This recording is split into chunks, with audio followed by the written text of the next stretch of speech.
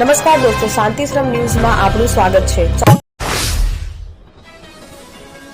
વાવના દેવપુરા નજીક નર્મદા કેનાલમાં કાર ખાબકી થરાદના કિયાલ ગામનું ગૌસ્વામી પરિવાર દિયોદરના ભેસાણા ગામે માતાજીના દર્શન કરી પરત ફરી રહ્યું હતું ત્યારે બની ઘટના અચાનક કાર રોડની સાઈડમાંથી ઉતરી કેનાલમાં ખાબકી કેનાલમાં કાર ખાબકતા થરાદ ફાયર ફાઈટરની ટીમ ઘટના સ્થળે પહોંચી। ફાયરની ટીમે કારની કેનાલમાંથી બહાર નીકાળી કારમાં સવાર 3 બાળકો અને તેના પિતાની લાશો બહાર કાઢી તો કારમાં સવાર બાળકોની માતાની કેનાલમાં શોધખોળ હાથ ધરાઈ। એક જ પરિવારના 5 લોકોના મોત થતા સમગ્ર પંથકમાં રાટી ફેલાઈ। ડીસાના ડુઆ રોડ પર દીપક ટેન્ડર્સના નામે ગેરકાયદે ચાલતી ફટાકડાની ફેક્ટરીમાં લાગેલી આગે 21 મજૂરોને જીવતા સળગાવી દીધા। આ મોત માટે ફૂટેલા તંત્રની લાપરવાહી, બેદરકારી અને આંખ આડે કાન કરવાની નીતિ કારણભૂત હોવાનું તપાસમાં સામે આવ્યું છે।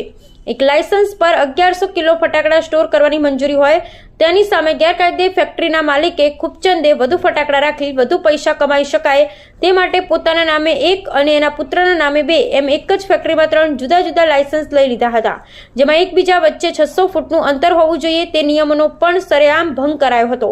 આશ્ચર્યની વાત તો એ છે કે ફૂટેલા તંત્રે એક જ મિલકતમાં 3 લાયસન્સ ફાળવી પણ દીધા હતા।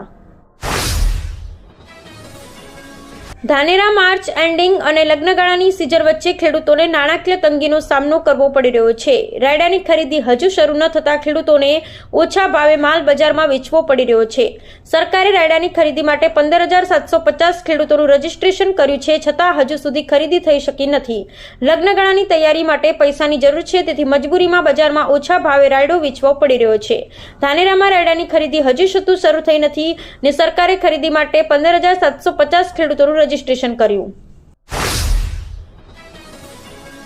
થરાકાંકરેજ તાલુકાના ટેટ 1 પાસ બેરોજગાર યુવાનો દ્વારા હાલ ચાલી રહેલી ધોરણ 1 થી 5ની વિદ્યા સહાયક ભરતીમાં જગ્યાઓ વધારવાની માંગ સાથે ભાજપ જિલ્લા પ્રમુખને આવેદનપત્ર આપવામાં આવ્યું હતું। વર્ષ 2011 થી 2024 દરમિયાન પીટીસી ટેટ 1 પાસ ઉમેદવારોની ભરતી ઓછી કરવામાં આવી છે। ટેટ 1 એટલે કે પ્રાથમિક શિક્ષણનો પાયો ઘડનાર ભવિષ્યના શિક્ષકોની લાગણી અને માંગણીને ધ્યાનમાં રાખી હાલની ભરતીમાં જગ્યાઓ વધારવાની મુખ્ય માંગણી કરવામાં આવી હતી।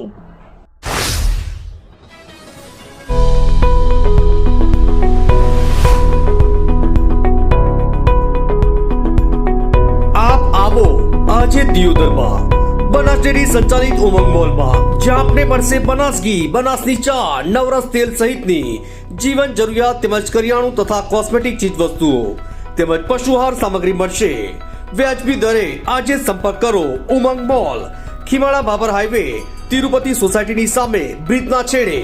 આજે સંપર્ક કરો 94 276 45 123। ડીસામાં થયેલા ગંભીર અગ્નિકાંડની ઘટના બાદ વહીવટીતંત્ર સતર્ક બન્યું છે। થરાદ પોલીસે થરાદ ધાનેરા હાઈવે પર આવેલ ફેક્ટરીઓ અને મિલોમાં વિશેષ તપાસ અભિયાન શરૂ કર્યું છે। પોલીસ દ્વારા દરેક ફેક્ટરીમાં ફાયર સેફટીના સાધનોની ઝીણવટભરી તપાસ કરવામાં આવી રહી છે। અધિકારીઓ આગ સામે સુરક્ષાના માપદંડોની ખરાઈ કરી રહ્યા છે। તેઓ અગ્નિશામક યંત્રોની ઉપલબ્ધતા અને કાર્યક્ષમતાની ચકાસણી કરી રહ્યા છે। ગુજરાત અને રાજસ્થાનની સરહદે સ્થિત જગવિખ્યાત યાત્રાધામ અંબાજી મંદિરમાં ચૈત્રી નવરાત્રીના મહોત્સવ ધામધૂમથી ઉજવાઈ રહ્યો છે। 51 શક્તિપીઠમાં આદ્ય શક્તિપીઠ તરીકે પ્રસિદ્ધ અંબાજી મંદિરમાં ભક્તોનો ઘસારો જોવા મળી રહ્યો છે। મંદિરની હવનશાળા અને ચાચર ચોકમાં ભક્તો વિશેષ પૂજા વિધિ કરી રહ્યા છે। હવનશાળામાં અલગ અલગ કુંડ આવેલા છે જ્યાં ભક્તો અગાઉથી બુકિંગ કરાવી હોમ હવન કરાવી શકે છે। આ પવિત્ર દિવસોમાં ભક્તો સતચંડી યજ્ઞ અને નવચંડી યજ્ઞ જેવી વિશેષ વિધિઓ પણ કરાવી રહ્યા છે। કેન્દ્રીય રેલવે મંત્રી અશ્વિની વૈષ્ણવે સંસદમાં એક મહત્વપૂર્ણ જાહેરાત કરી છે। તેમણે મહેસાણા સાંસદ હરિ પટેલના પ્રશ્નના જવાબમાં જણાવ્યું હતું કે ઉત્તર ગુજરાતના સુરત અને મુંબઈ સાથે જોડતી નવી ટ્રેન શરૂ કરવામાં આવશે। અમદાવાદ અને સુરત રેલવે સ્ટેશનના નવીનીકરણની કામગીરી પૂર્ણ થયા બાદ આ નવી ટ્રેન સેવાઓ શરૂ થશે। વેસ્ટર્ન ફ્રેટ કોરિડોરનું કામ પણ અંતિમ તબક્કામાં છે। આ કોરિડોર પૂર્ણ થતા નવી તકો ઊભી થશે। આ ટ્રેન દક્ષિણ ગુજરાતના તરફ જતા લોકો માટે આશીર્વાદરૂપ સાબિત થઈ છે। હાલમાં પાલનપુર, બિલડી, ડીસા અને મહેસાણાથી અનેક લોકો મુંબઈ અને દક્ષિણ ગુજરાત તરફ રોજ પરિવહન કરે છે। અંબાજીમાં ચૈત્રી નવરાત્રીના પાવન પર્વે મંદિરોમાં ભક્તોની ભીડ ઉમટી પડી છે. માતાજીના દર્શન માટે આવેલા ભક્તો ધ્વજા અર્પણ કરી વિશેષ આરાધના કરી રહ્યા છે. 4 દિવસમાં 250 થી વધુ ધજાઓ શિખર પર ચડાવવામાં આવી છે. અંબાજી મંદિર 51 શક્તિપીઠોમાંથી એક છે. આ મંદિર આદ્ય શક્તિપીઠ તરીકે ઓળખાય છે. ગુજરાત રાજસ્થાનની સરહદે આવેલું આ યાત્રાધામ શક્તિ ભક્તિ અને આસ્થાનું કેન્દ્ર છે. ધજા અર્પણ માટે ભક્તોએ પહેલા ટેમ્પલ ઇન્સ્પેક્ટર કચેરીમાં પાવતી બુક કરાવવી પડે છે. ત્યારબાદ મંદિરના પૂજારી વિધિપૂર્વક પૂજન કરી ધજા શિખર પર ચડાવે છે. આ અવસરે ફિલ્મ પ્રોડ્યુસર ઉત્તમ અગ્રવાલે પણ પોતાના પરિવાર સાથે માતાજીના દર્શન કર્યા હતા.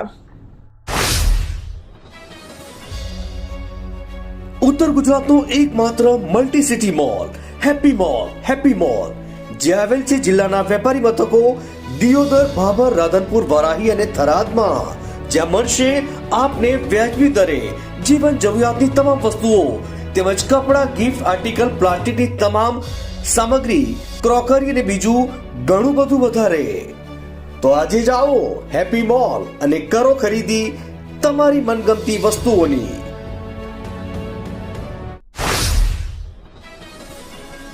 જિલ્લામાં ગરમીનું પ્રમાણ દિવસે ને દિવસે વધી રહ્યું છે. છેલ્લા 24 કલાકથી તાપમાનમાં 40 ડિગ્રી પર સ્થિર છે. બપોરના સમયે જાહેર માર્ગો પર લૂ વરસતી હોય તેવી ગરમી અનુભવાય છે.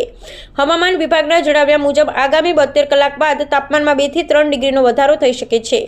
આ સાથે હીટ વેવની પણ શક્યતા વ્યક્ત કરવામાં આવી છે.